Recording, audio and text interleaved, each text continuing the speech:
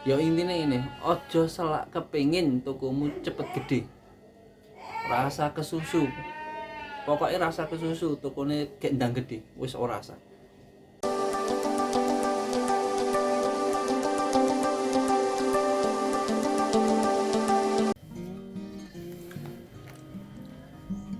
Bismillahirrahmanirrahim. Assalamualaikum warahmatullahi wabarakatuh.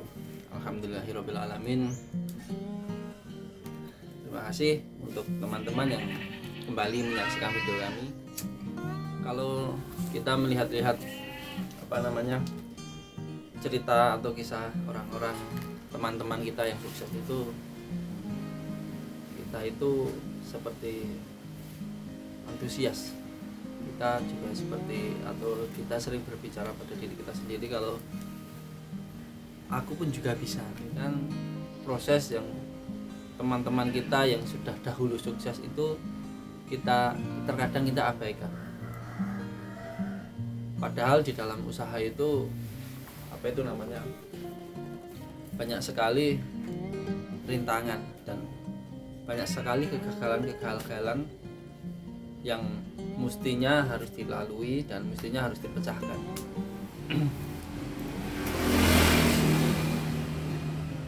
Terkadang kita itu menjadi orang yang sangat terburu-buru, termasuk saya juga sering seperti itu. Cuman ya kadang-kadang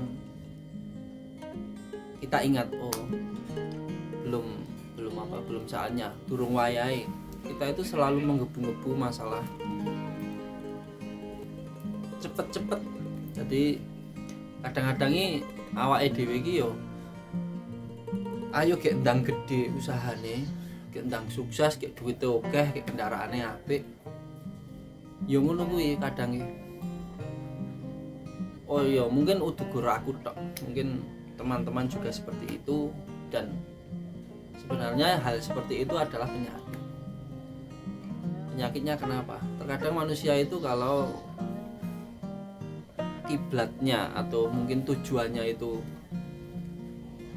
salah atau ya kurang benar, itu menjadi perjalanannya juga seperti itu. Kita itu terkadang cuma pengen, aku selak pengen cepet sugih, aku selak pengen cepet duwe ngene duwe iki, tokoku gendang gede.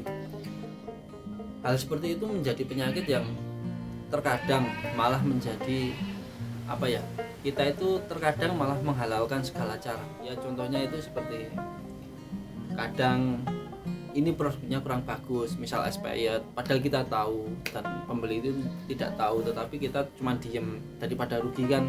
Masalahnya itu kan tujuannya bukan itu kan hanya untuk cepat kaya atau mungkin cepat besar usahanya.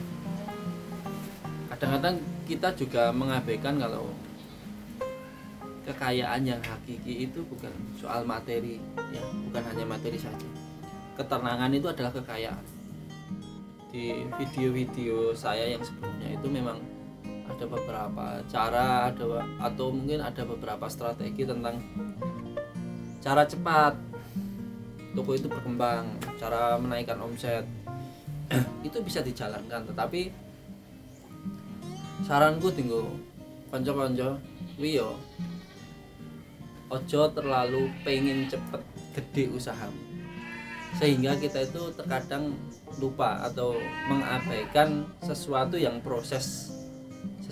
proses itu ketika satu tingkat ke tingkat atasnya satu itu terkadang kita nggak mau melalui itu. Padahal kita sebagai pengusaha itu memang tahu kalau setiap pengusaha itu punya jatah gagal sendiri-sendiri. Ketika jatah gagal Anda itu belum selesai, ya Anda akan terus menemui kegagalan itu. Di dalam kata jangan kepengin cepat besar usahanya itu, ya maksudnya bukan terus kita itu menerima kalau memang barangnya kosong kok nggak kulaan. Terus mungkin teman-teman bilangnya, aku ora pengen cepet gede usahaku, ya wis men sak ngene wae, sak mati ya wae.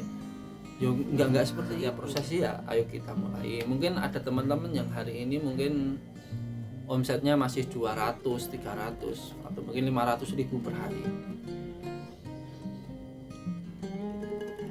Tenang, jadinya apa itu, kita terima itu dulu, kemudian pikiran kita itu ya boleh ya, apa itu namanya, boleh aku pengen omsetku besok yo 2 juta, 3 juta atau mungkin 10 juta sehari, nggak apa-apa, itu manusiawi dan itu bagus. Tapi ketika rasa itu melebihi kadarnya, maksudnya kadarnya itu, oh kalau jadi terus gini, biasanya manusia itu kan terus gini, oh kalau sekarang omsetnya 400 atau 300, ini kan barangnya cuma segini, misal tak tambahi 10 kali lipat, otomatis 10 kali lipat enggak juga begitu. Jadi kadang-kadang orang itu melihat sesuatu itu dari angan-angannya, tapi tidak memulai riset yang panjang. Banyak kesalahan yang teman-teman kita itu jalani itu ya, seperti kita belum memulai jualan, atau mungkin kita baru memulai jualan, kemudian kita berani untuk mengambil hutang yang cukup besar, padahal kita nggak tahu nanti di situ laku atau enggak. Kesalahan-kesalahan yang mungkin teman-teman kita lakukan. Pengusaha itu ya sebelum mengambil pinjaman hutang itu ya harus tahu. Boleh pinjaman hutang itu silahkan, tetapi kalau sudah ya setidaknya sudah berjalan dan sudah tahu nanti perputarannya gimana, kemudian hasilnya ini berapa. Ini cuman berbagi pengalaman saja, kita tidak menasehat, kita cuman mencoba sharing pada teman-teman yang mungkin ada atau mungkin banyak teman-teman yang semangatnya itu sangat besar dan mau memberanikan diri, misal mengambil hutang. Itu menurut saya ditahan dulu sampai ketika usaha kita itu memang sudah berjalan dan kelihatan. Kalau menurut saya pengambilan hutang itu atau mungkin penambahan modal itu bisa dilakukan ketika ya kita sudah berjalan, sudah tahu omsetnya berapa.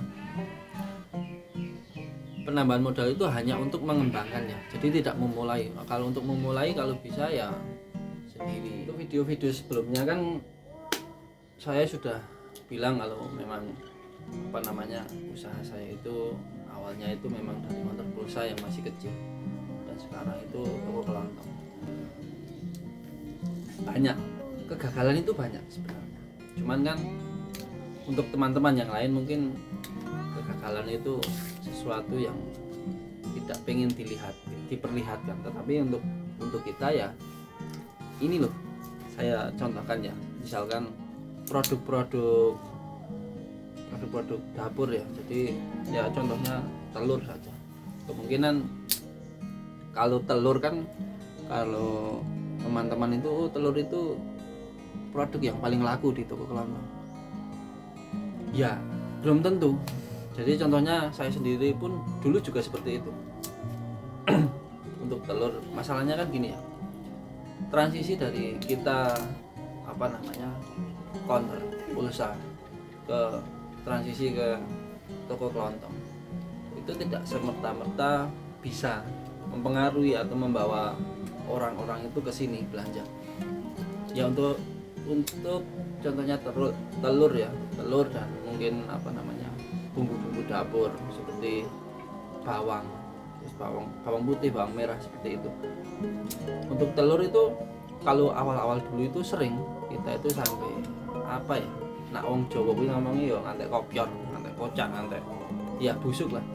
Itu dikarenakan apa? Ya karena memang nggak laku, dan itu mungkin itu namanya kegagalan dan itu jatah kita harus habiskan. Untuk teman-teman yang mungkin melihat, oh misalnya saya bicara saya sendiri ya, oh ternyata ini dulu awal usaha itu cuma modal 300.000 dan sekarang itu kok omsetnya bisa 2 juta sehari. apa itu namanya, apa yang ada di dalam otak, apa yang ada di dalam pikiran teman-teman. Ya mungkin oh ini gini, ya enggak, kita itu melalui banyak sekali kegagalan ya, seperti itu tadi. Untuk telur itu ya beberapa kali sampai ada yang busuk dibuang. Untuk bawang merah, bawang putih itu juga seperti itu, sampai itu apa namanya, nyemlek. Kemudian kita belanja itu kebanyakan, kita belanja nggak tahu kalau ternyata, khususnya untuk saya, kalau saya itu kan